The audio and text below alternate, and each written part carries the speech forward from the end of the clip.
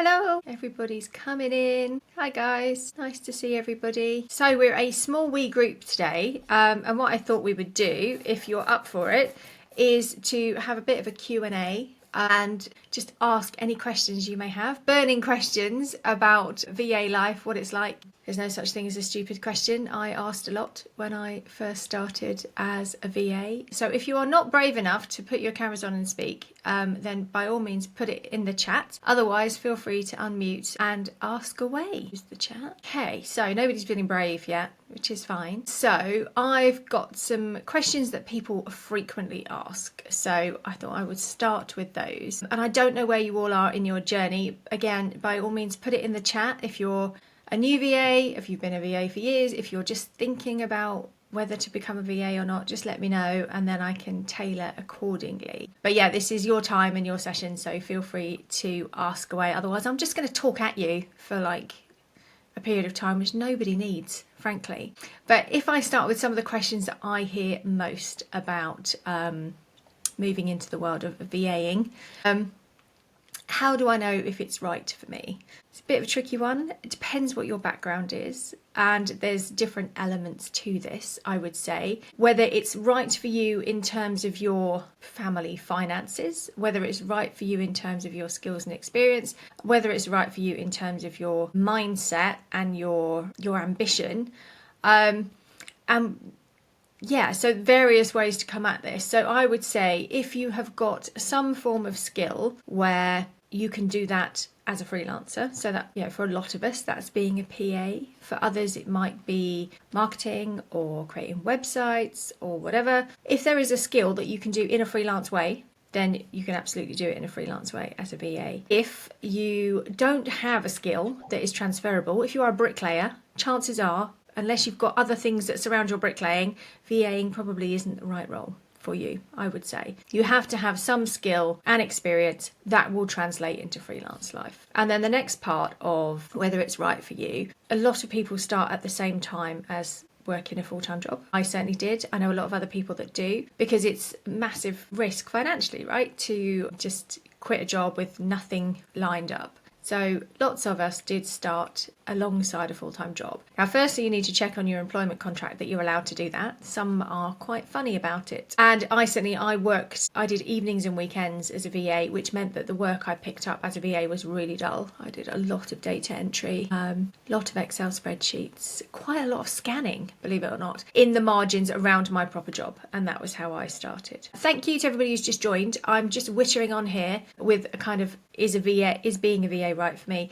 Please feel free to put questions in the chat or just unmute and ask at any point. The aim of this session is that it's really informal and you get your questions answered, and there is no such thing as a stupid question. So ask away. So financially, obviously you need to be sure, unless you've got work lined up already, that it's the right time to do it for you and whatever your family situation is. And then there's something about mindset for me. If you are the kind of person who likes things handed to them, then being a VA is probably going to be quite a challenge for you. It's a lot of going out and doing stuff off your own bat, whether that's research about new clients, whether that's finding the work, whether that's finding out how to do the work.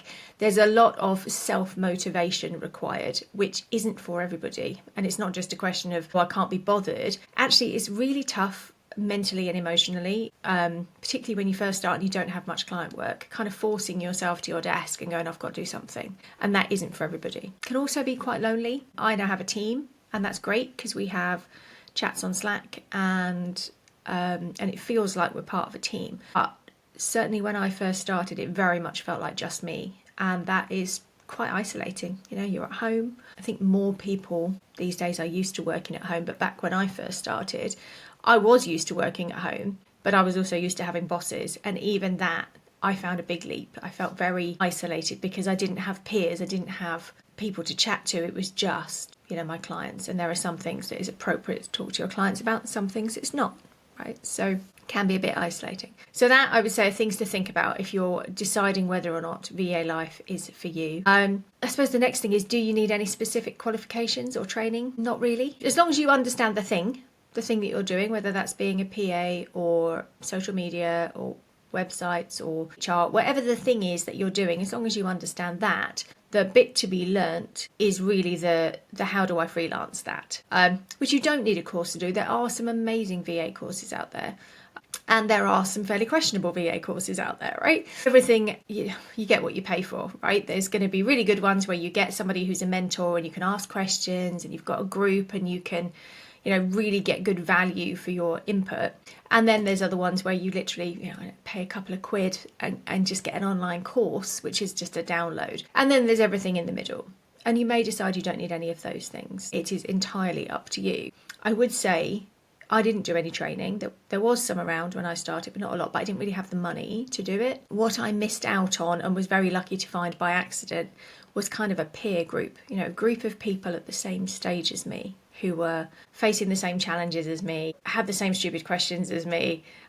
That I really missed. And with, really good training course, you probably get some kind of group, whether it's a WhatsApp group or a Facebook group or something, and you can have those conversations with other people, and it's a really good like Pally Talk. Indeed. Yeah, so somewhere to have those conversations. It's really vital to feel like you've got a tribe, otherwise it can be very isolating. So another question people often ask me, and this blows my mind because it wasn't it was a question I had actually, and then I was soon put right by older, wiser people. What tools or software should I learn first? Well, the answer is, how long is a piece of string? Because generally as VAs, we use whatever the client uses. So you might spend hours learning ClickUp and becoming the ClickUp expert, only to discover that your client uses Asana or Trello or whatever else it may be. So really, the answer is don't bother unless you've got a specialism, unless you are going to specialize in CRMs, or if you're going to specialize in bookkeeping, for example, you might want to pick QuickBooks or Xero as your area of choice.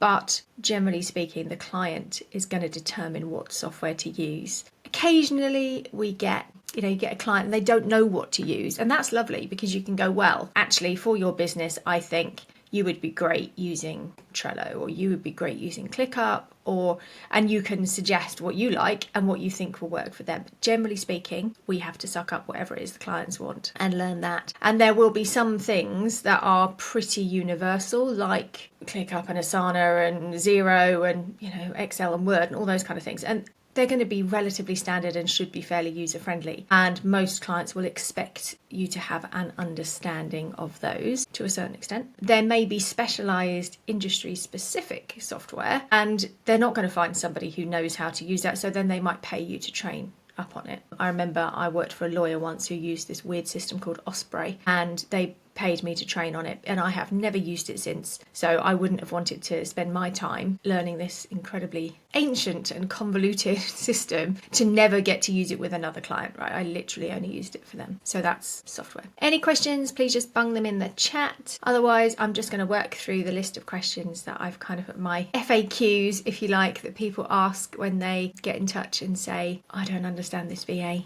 malarkey. Finding clients is a big one, really big one.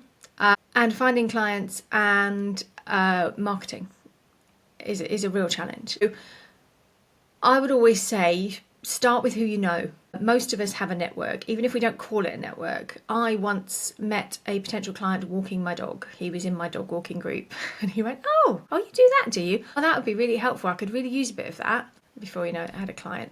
People chat to mums on the school run, to, people you see in your daily life, your plumber, whoever. You have a network, you just don't necessarily think of it as a network. Now, obviously, you don't want to be like some MLM pusher and start flogging yourself to everybody you've ever met and, emailing everyone you met at school going, do you want to buy my stuff? That's not appropriate. But equally, we are all very guilty of not telling people what we're doing, or not telling people in enough detail what we're doing. And even, our best friends or people we think understand our working lives really well, they go, oh, do you do that? Oh, I didn't quite realise that. So there's a line to be, tell people what you do, remind them that it would be really nice if they thought anyone they knew might want some of that stuff, that you're there, and then you can build out from that. If you are from a sort of corporate background, hopefully you've got a decent LinkedIn profile. Everybody you've ever worked with, make sure you've connected with them. I think of LinkedIn as like my history, if you like, and people who I have no reason or need to get in touch with on a daily basis. I will just they will still see my stuff. And I had one guy who I had not spoken to in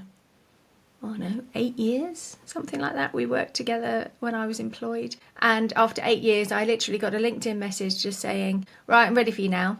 I was like, oh, okay, thanks. So he'd not interacted with me at all. He had just seen what I was doing now, seen that I was putting stuff out there about having a team and working with people who are like him.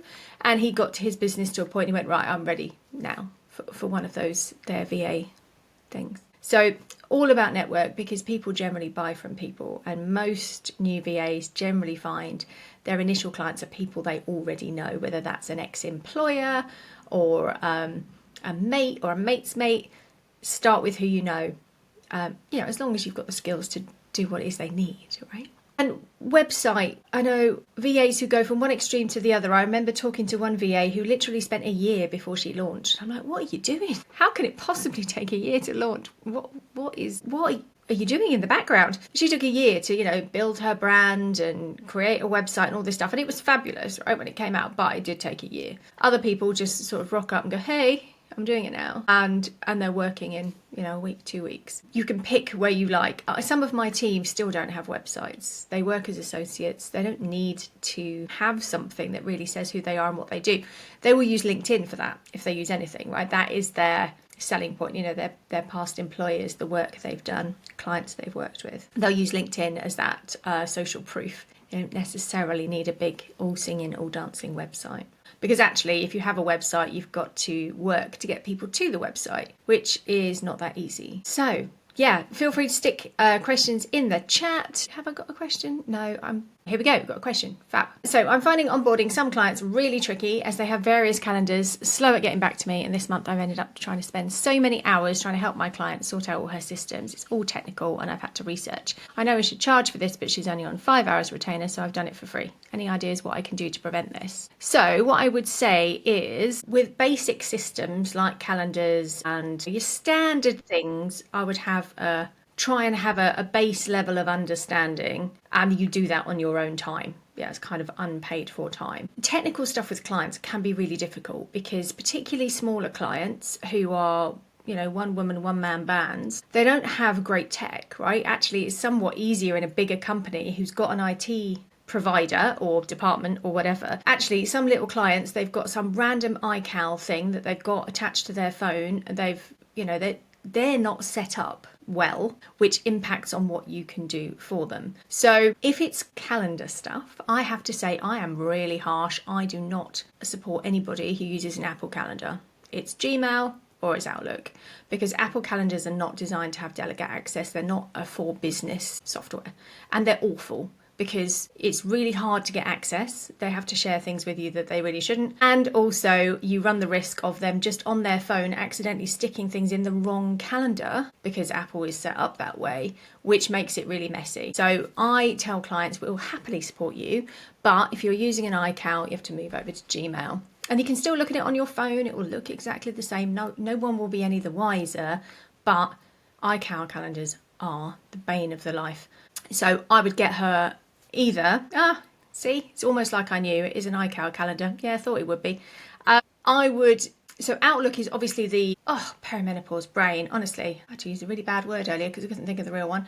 Outlook is a means of seeing a calendar sometimes, unless you are using 365, in which case you get it as part of the package and you will have like something that syncs properly with it. I'm not, as you can probably tell, that technical. But if you've got some weird email, then there needs to be 365 attached. And this is where you start getting into technical stuff. And it's not necessarily a VA job, depending on how technical you are. It may be a job for an IT person to make sure it all syncs up in the background. But yeah, I wouldn't touch an iCal calendar. They're bloody awful. Really, we talk about professionalism as VAs, and occasionally we will come across clients who are not set up as well as we are set up, right? I had a client who didn't have ICO registration, didn't have insurance, all this kind of stuff that we expect people doing admin for, 30 quid an hour to do. And we've got consultants out there charging 250 quid an hour who've got none of this stuff because they just don't know about it. And it's a bit the same with IT. So really,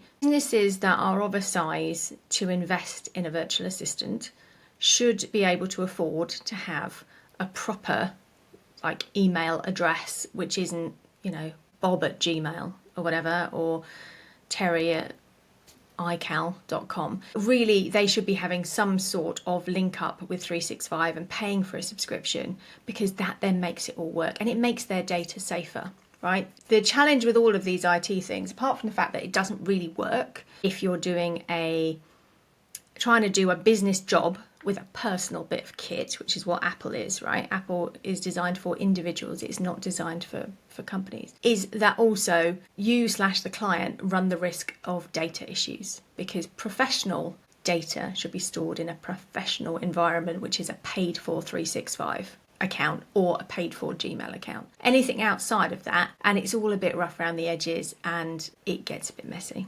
So yeah, I would be really cautious. And I think the best thing to do when you are talking to new clients is to get really, really gritty when you're having not even the onboarding call, when you're talking to them as prospects. What are your systems? What do you use? What's the setup? Because actually it's too late by the time you're onboarding them to go, oh God, you're using that. I don't use that. Or, okay, that's not really going to work for us. I have told people in prospect calls, okay, if you want to work with us, we're going to have to move you to something else. We can't work with that because it just doesn't work. So I think get it in earlier and be sure what your boundaries are.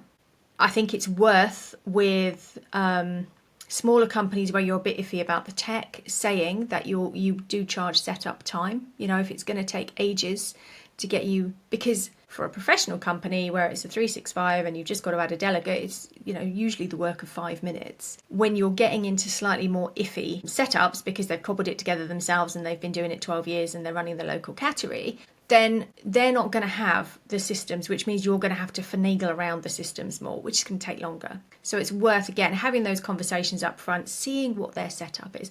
And all of this, you know, it's tricky because it takes experience. I probably, these days, will have a conversation with somebody very early about what their setup is, and red flags will start going if they're sort of muttering about, well, I'll just use my phone. And you go, okay, right. You can still use your phone, but we're going to have to upgrade that. And once you tell them these things, usually they're pretty amenable to it, especially if you can explain to them that it's for their own benefit, it keeps stuff safer, and it's going to be more efficient, and it's not going to make life harder. People don't want life to be more difficult, right? They want life to be easier. So if you can say to them, yes, we can do this, but you need to think about whether long term their sort of budget approach is worth it, or whether you get feisty. It's also worth having a friendly IT person. If you don't have one yourself, know of one, because then you can say to your client, right, I can't fathom out what's going on here. This is a bit out of my pay grade. I'm going to introduce you. If you don't have an IT person, I'm going to introduce you to an IT person. They can help. What doesn't work is using your IT person, because of course they're potentially accessing their data and it gets really messy. So they have to kind of contract with an IT person, but anything to avoid those initial delays, especially on a really small retainer, right? Because you can spend your whole retainer just sorting out the email address when it's that messy. So yeah, worth checking up front. We have another question. I'm currently looking to start out as a VA. Can I just ask if doing this evenings or weekends? What do I need to check in terms of my contract? So your employed contract may or may not have clauses about you doing other jobs outside of work. That is what you're looking for. And that may be, as an employee, you know, it might literally stop you getting a job in a pub of an evening. It might literally say you cannot have any work outside of this employment. Or it may say you can't have any conflicting work. And sometimes, if it's a standard contract, it's only in there sort of by accident. There's not that many employers that are going to overly worry, particularly if you have an open conversation with them. I think in however many years I've been going, I've only come across one person whose employer was very much right, no, you can't do that. Everyone else has kind of gone, oh yeah, it's fine, but just, you know, don't do X, Y, and Z. You know, don't approach any people that we know. Make sure you've got good lines drawn between. So just check your contract to make sure there's nothing stopping you starting a business. And the other tricky one is, of course, LinkedIn. Because whilst your LinkedIn is owned by you personally, some employers may get very twitchy about you all of a sudden taking their name off and adding Fred and Ginger's VA services and starting to market yourself while you're still employed. So it is definitely worth checking and having a conversation, if you can, with your employer. And you need to know what it's going to be, right? Because it could be that conversation is, you know, I need to move on. I'm going to do this in the evenings and weekends. I might then move down to 4 days a week. whatever. It might be, actually, do you know what? I want to do this as well as my job. I'm really happy in my job, but I just need something extra. Think before you have that conversation, think where you want it to go before you put all your cards on the table. You don't want to flag to them that you're leaving necessarily, unless that's an open conversation you're having. But you do need to check above board. And it could be you just don't do the LinkedIn thing, which is really tricky if you're a B2B EA. LinkedIn is where I hang all the time. But if it is a means to an end, if you are doing, right, I'm setting up in the margins and then I will go full time, well, you can still do stuff in the margins. Just don't put it on LinkedIn, or be really discreet about it. There's ways around it. What you definitely don't want to do is break any employer rules or really piss anybody off, because that is not a great way to go out into the market. And in terms of evenings and weekends, I was very strict. So I was home-based, and I had, weirdly, 2 employers that kind of made a whole, and I just used to take stuff that I could do evenings and weekends, which was pretty much grunt work. I couldn't do any diary management, because diary management, you have to be around through the day, and I didn't want to blur those lines. I wanted to be really ethical about what I was doing. So I absolutely had like my work computer that would be on from 9 to 5:30, and then I would go and get my other computer and I would, do my PV stuff. So I was very, very strict about that. I think one day I had to bend my own rules slightly to do a call over a lunch hour, but that was it. I was really, really strict. And it can be done. It's just that you have to pick the right kind of work. Diary management is not great. Certainly my team, they have to work 5 days a week, and they have to be around through the day for at least part of the day, because that's what we do. If I know at the moment I'm looking for somebody to do some extraordinarily dull expenses inputting into SAP, and that doesn't matter when that gets done. So one of the team who has kids is going to do that because she just does it in the evenings. That's fine. Depends on the role. So yeah, it's all about picking the right stuff. I also think when you're talking to clients, new clients, when you are juggling part-time work or full-time work, you need to be transparent, but also, what's the best way to describe it? You don't want them to feel like they're a second-class citizen, right? So it's a real juggling act, which is why it's much better if it's a project or data entry or something that doesn't require that much interaction, because you have to be able to do a really good job on it and not have somebody go, oh, well, I'm just a sort of part-time in the margins kind of a client. That's not what you want. You want your clients to think, oh my God, she's amazing. But it is absolutely worth explaining that you're not around through the day. They don't necessarily need to know why. Not necessarily. If you have other clients, potentially you're going to be out, or, some of my team do board meetings. They could be in a board meeting all day. It's no different, really. But you might find it easier in those early stages. And I think most of my work was actually done through lead VAs. It was mostly associate work. So it's much easier to say to a lead VA, yeah, I've got this much availability, but it is the weekend. Is that all right? And they're going to be more flexible because, most of them have been through it. Whereas your end client may well be absolutely fine about it, but may also feel a bit put out that they're not first on your list. It'll depend on the people. Does it help? Any more questions around starting up in the margins? Or any more questions generally? Oh, hang on. So we've got a question. When I started building a team, did I let prospects know it wasn't going to be me? Yeah, this is actually the really weirdly, this is the hardest bit of growing a team, is that transition period between I and we. So because when you first start, most of your clients come to you because they know you as a person, right? They're in your network, they've worked with you before, they come to you as you, and it is really hard to say, actually it's going to be one of the team. However, what you come to realise is that if they know you, their options are go with one of your team, or they've got to go and find somebody else altogether, and which is going to be easier for them. Go with somebody that you've recommended, who you vetted, and they're great, and you know this person and the associate. That is a lot better bet than them just randomly going off into the Google and going, find me a VA. Now it may be they've got 3 people lined up, and the fact that it's not you, they might go, fine, it's not you. Generally people are pretty forgiving, I would say, of that. What is much more tricky is when you need to reduce your client work and you have to hand off to associates. That becomes much trickier. I still have one client because I've been working with him for like 11 years now, near enough. And I think I'm just going to be looking after him forever. But interestingly, even he and I have now got to a point where I go on holiday. He's got somebody else who looks after him, and he knows her. We all went out for lunch a couple of weeks ago, and I could now say to him, right, she is going to look after you, and I think he would be fine with it. he doesn't use many hours, so I'll just keep my hand in doing that last little bit of client work. But yeah, I think the bit that is the trickiest is when you have that conversation with somebody and they get in touch. You have to know that you can't do the work, otherwise you will be the one who will sort of waver and go, oh yeah, it's fine, I'll do it. You need to be really upfront, start talking about we, and your website needs to say we, and you have to think in terms of a team, even if that's only you and, the cleaner at some points, right? Think in terms of we. And yeah, that is the hardest bit. Once you've kind of got that, it then is much easier, weirdly. So I think I took on my first associate. Well, my first one was really easy because actually somebody got in touch through my local village newsletter. So he didn't know me at all. I could have been a Toblerone for all he knew. So he didn't care that it wasn't me. It was going to be somebody else. The next one was more tricky because they knew me and they'd worked with me before. But I was genuinely so full that my options were to say no or to say have an associate. And I happen to have the most amazing associate who is still on that job now and is a team lead of like 12 people. It's hard. You just have to, in your head, just sit there going, we can do that, we can do that, we can do that. Yeah, people generally understand pretty much. So we've got a few more questions, which is fab. Right. Okay. Previously looked into being a VA, but I haven't had the funds to sign up for the course and coaching. Would you recommend this as a starting point?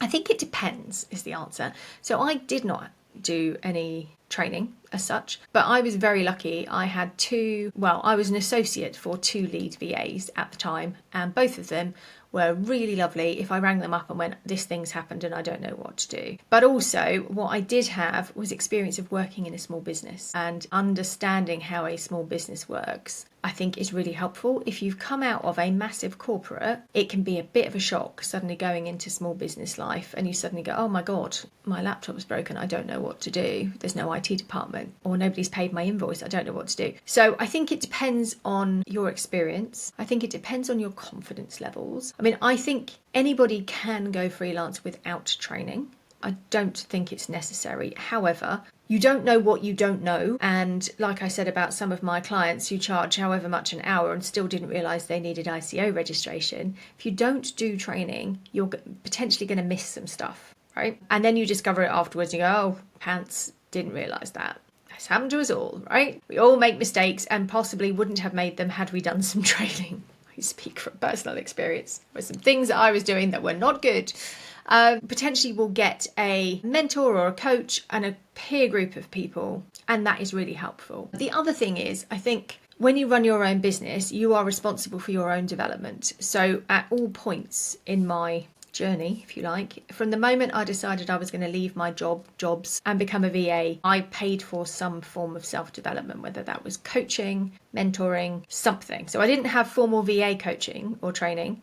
I do now, but I didn't then. But I did have somebody who was guiding me in some way. Because when you are the business, you have to take responsibility for making yourself the best you can be. And that does involve investing money. I don't think, out on the internet, there are kind of, have you 6-figure months and all that kind of stuff. That's all, it's all unicorn dust, right? There are pragmatic, sensible VA trainings out there, and it is worth doing them if you can afford it. What I would say is, if you are literally on a bread strap and you can't afford anything, can you afford antivirus software? Can you afford ICO registration? Can you afford the business basics? I don't think you need to spend hundreds, but there is a little bit of outlay. And, occasionally people will kind of go, oh, I can't buy my insurance until I have a client. I'm like, insurance is like 40 quid. If you haven't got 40 quid, maybe you need to be in a bit of a better place before you do this. So I don't think you need it. I think it's super helpful. And I think you don't necessarily need to do it straight away. And maybe you do it once you've won your first client or whatever, especially if you're working alongside work.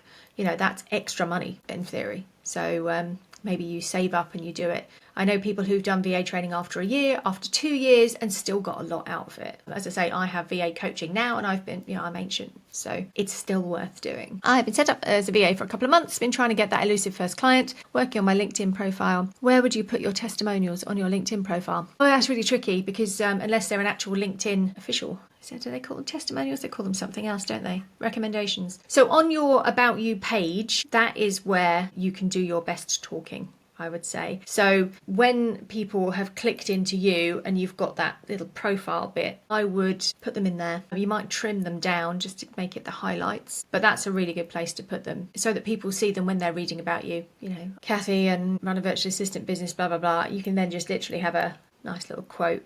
Amazing. So I put them there. Yeah.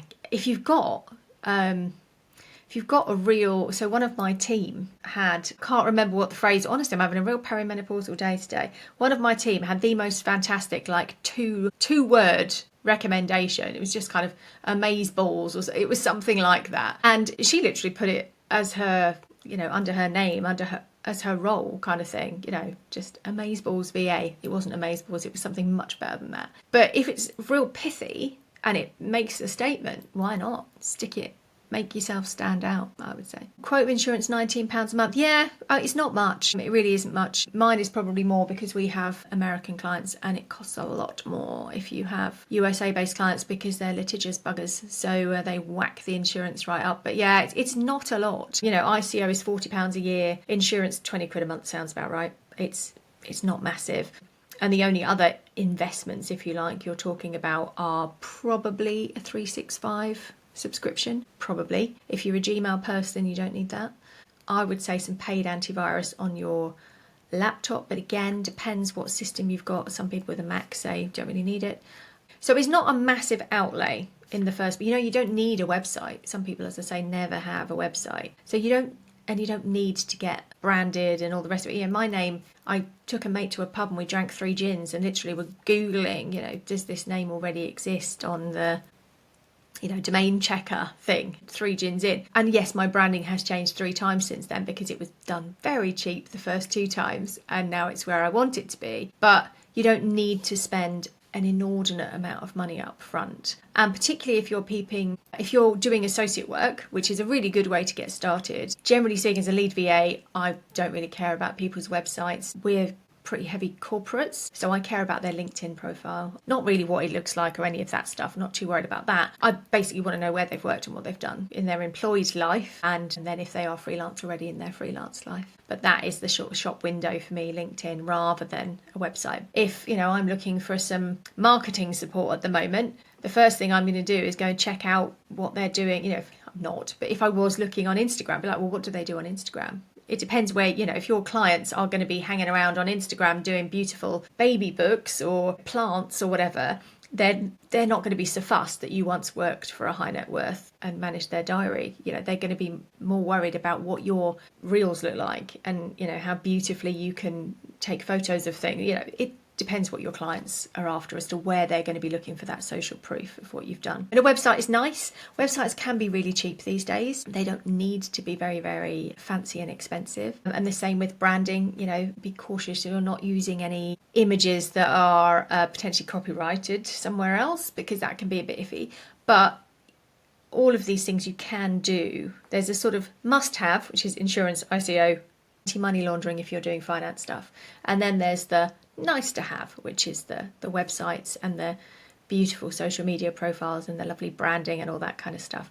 You can just start with the basics and see how you get on, and then as you get some money in the door, invest and make it a bit better. Any more questions? I feel like I'm talking incessantly, which is probably the point, but no. I've got some more FAQs if nobody has any questions in the room. Is it possible to make a full-time income as a VA? Answer, yes, absolutely. Depends what you put into it. What you put in, you will get out. If you are hoping to work, you know, Monday, Wednesday, 10 o'clock in the morning till 1 o'clock in the afternoon, you're probably not going to make a full-time income out of it, right? But if you're putting the hours in and your marketing is good and you get the clients, then absolutely you can make a full-time job out of it. And then obviously there is the opportunity to build a team if that is your preference, and it is totally not for everybody. There is another webinar later in the year, I think, on that. But there are other ways of getting income if you don't. So for example, quite a lot of VAs will refer work to me because if, say, your ex-employer comes up and goes, oh, can you come and look after me and Dave and Deirdre?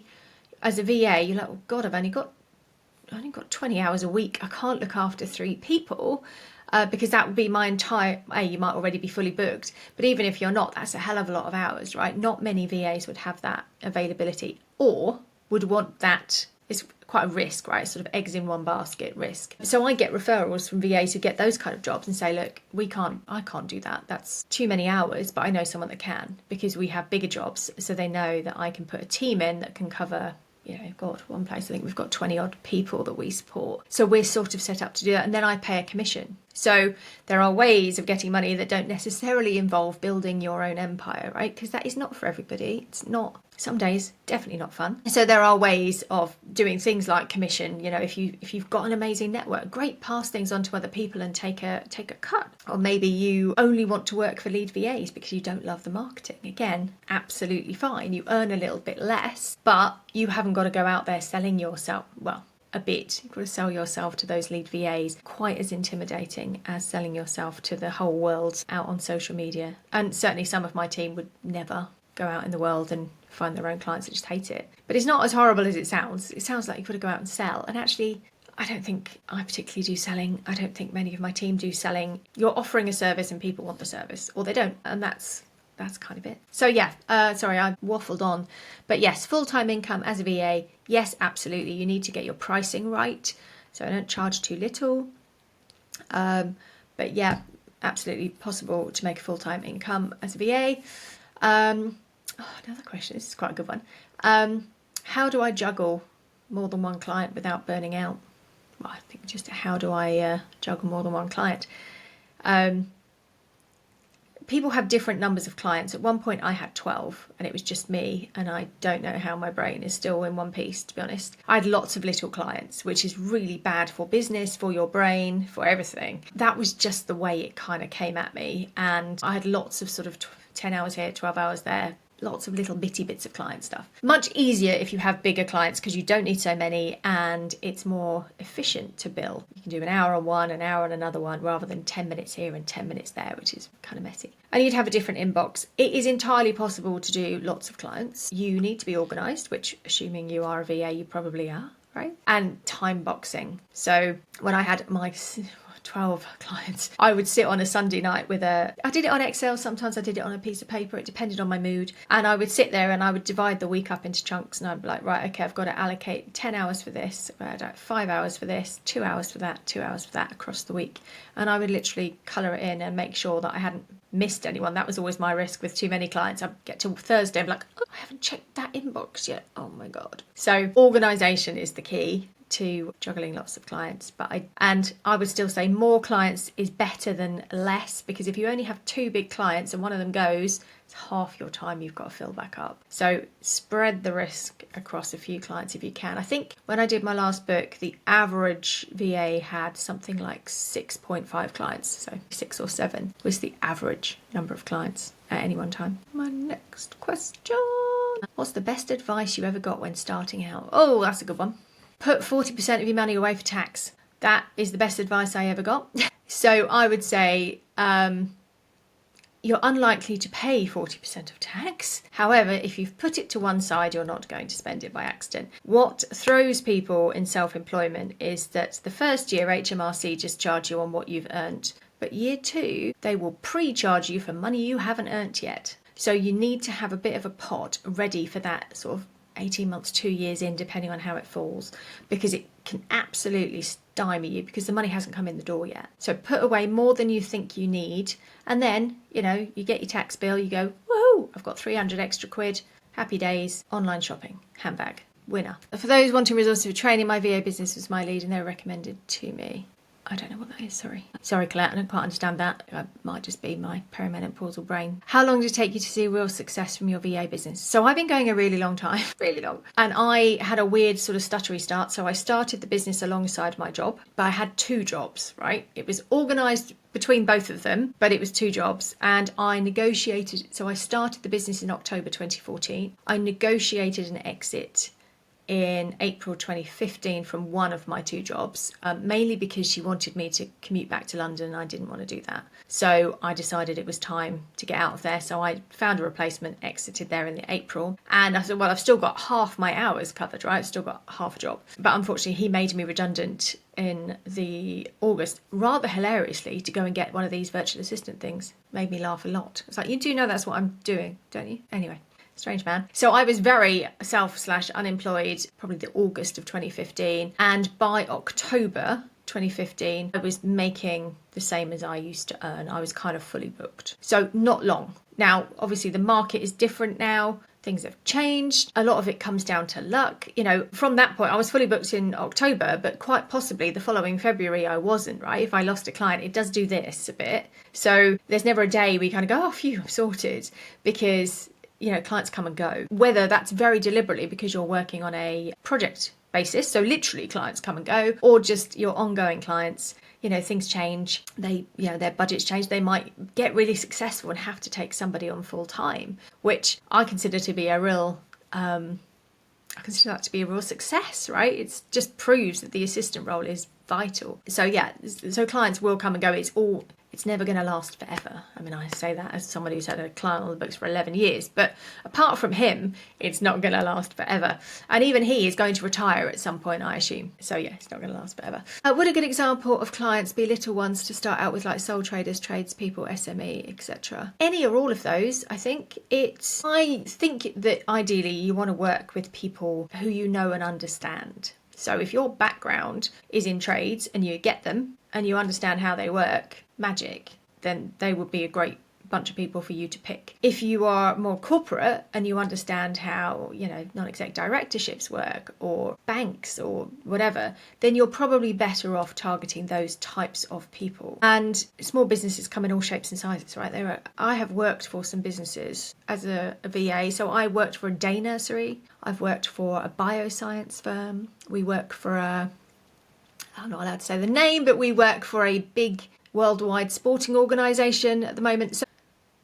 if there's a business there, there's a VA job there, probably, possibly. As I say, I've had people get in touch who run catteries, get in touch who do dog training. There is a huge range. So I think you need to pick it based on who you work well with. And sometimes that is a particular industry, that might be a particular type of person. You know, I know some people work better with women, some people work better with men. You might love doing personal admin for people, right? And it's a real growing market as life gets so much more complicated. There's a real growing trend for kind of household PA stuff, you know, somebody to remember to put the car in for a service and sort out the holidays and the kids. You know, it's not, that used to be the, you know, really only afford that if you were David and Victoria Beckham. These days, because of VAs, actually you can have 10 hours of support a month to sort out some of that stuff. And particularly with two working parents, the amount of life admin is insane. Add a couple of children, it's even worse. So there are areas, depending on what your interests are. I definitely do not want to work again for a day nursery. That was hellish. But you need to pick what you think you will fit well with. Any more questions? I'm conscious we've got like 5 more minutes. So feel free. You charge weekly or monthly? Oh, okay. Sorry, Colette, I'm having a real blunder. I still didn't get that. Weekly or monthly? Typically, and sorry if I'm teaching you to suck eggs, normally VAs work on a clock and they will work on an hourly basis. Our timesheets are minute doc and they record in 5-minute increments. And when you're on the clock, you're recording and then you stop the clock. And at the end of the month, you run a report and it tells you how much you've spent on that client. But I would always invoice monthly. I have 7 days payment terms, which astonishing, I'm still getting away with after all these years. Nobody's kind of gone, what do you mean 7 days? It should be 30 days. Pretty much, it's not a problem. And one of my clients says, well, immediate payment, and he doesn't get it. But I mean, again, kudos to him for asking, right? So set your payment terms at whatever you want. 7 days is probably the lowest you can realistically go. And honestly, not everybody pays me in 7 days. Some of these are big corporations and it takes that long just to beat a purchase order out of them. But if they only looked at the invoice after 30 days, they probably wouldn't pay it for 45, right? So if you make it 7 and you put that in your contract, they can't wiggle out of it. So yeah, most people will invoice monthly simply because you're quadrupling your admin if you do it weekly, right? And the client's admin, because they don't, they want time saved. They don't want to pay 4 times a month. That's just a pain in the butt for them. So generally monthly. And that might be upfront if it's a retained, or it might be at the end of the month if it's ad hoc, and everybody has their own preference on what they like and what they don't like. I have a mixture of both still. after all this time. And I find the retainers are a pain to manage, but they're a bit safer. But I have one really massive client who is on ad hoc hours, and I think their ad hoc hours are like usually 250. It's just nuts. But that's just how they work, because they hate the admin of me going, oh, do you want 200 hours or do you want 220? They just wouldn't cope with that admin. And that's once a month, right? So imagine trying to do that weekly, it'd be a lot. Any more questions? Oh, what do you do about clients who don't pay in good time? Oh, God. Yes. Well, so I think the first thing is when you invoice them, if it's worth checking, especially if it's a new client, that they are happy with the invoice. Like literally, once you've sent the invoice, give them a ring. You know, if it's just you and them, give them a ring and go, just checking, you got the invoice okay, everything makes sense, any problems? Because then they've confirmed to you that they're happy with the contents of the invoice. So they can't wiggle out later going, oh, I don't know, I thought I just wanted 3 hours and you've charged me for 4. So confirm that it's what they expected if you need to. Be rigorous with your chasing. So if you use something like Xero, it will chase on your behalf.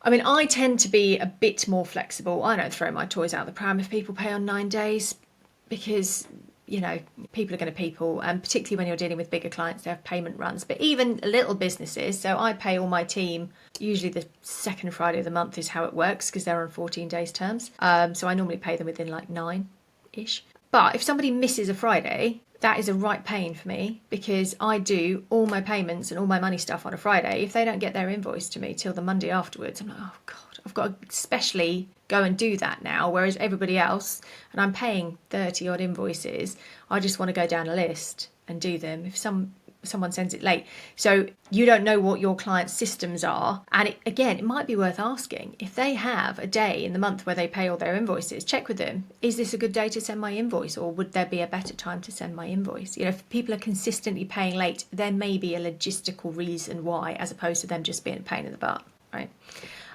Send chasers if they really, really don't pay. So firstly, if they consistently don't pay and it's driving you mental and you are getting to the end of your tether with it, then you need to have a conversation with them that says, look, you're consistently missing my payment terms and paying late, and that is massively a disruption to my cash flow. I'm a small business. I can't, my child is eating baked beans. You've just got to knock it on the head. How can we get this better? If they don't, after that conversation, then you have the choice to let them go, right? If you have a client who just does not pay an invoice and you're at the point where they're literally ghosting you and clearly don't have any intention of paying it, they've just gone to ground, which has only happened to me once, I think. My top tip, which is actually from my accountant, is use a small claims court. So at this point, you're going to have to assume the relationship is over, right? By the time you get to this point, you're not going to be working with them anymore. So you've got to be sure you really want to chase this aggressively. That's, the choice you make. But I definitely did get to this point, and you fill in on the small claims court website, how much is it, what was agreed, blah, blah, blah, blah, and screenshot it. So you only have to pay for the small claims court if you press the submit button, but you can screenshot it, send it to them and go, look, I'm going to press go unless you pay me by X, whatever X may be, and close the business today, end of the week, whatever. And if they don't do that, you either take them to small claims or you get a solicitor's letter, a letter before action. Usually one or other of those things will work. What I would say is do not tolerate people not paying you on time. I spoke to one VA a few weeks ago who has had somebody consistently not pay her for 6 months and she's still working for them. If they're not paying you, they're not a good client. So stop work, right? At least don't add to the debt. If they're not paying, stop working until they pay. Now, I'm not going to do that on 9 days. I probably wouldn't even do it on 30 days if there was some logical reason why they hadn't paid. But at some point, you've got to use your common sense and cut your losses and go, I'm downing tools until my invoice is paid. Your choice. Do you want me to put an out of office on my inbox? Bye. It's harsh, but it's fair. And, you've got to look after yourself. You don't want that debt growing bigger and bigger, because the time you're spending working for them that they're not planning on paying you for, you could be out looking for a better client. So don't let it fester, would be my top tip. Any more questions? We're on 29 minutes past. We probably, unless there's a really fast question, need to wrap up. I think there are no more questions. So I'm going to say thank you so much for coming, everybody. It's been gorgeous to get all your questions. If you think of anything, you think, oh my God, I should have asked, or I didn't want to ask because I didn't want to look like a complete idiot, just pop me a message. You can find me on most socials. I don't mind answering the odd one. So thank you, Anna, for organising, and thank you all for coming. It's been gorgeous.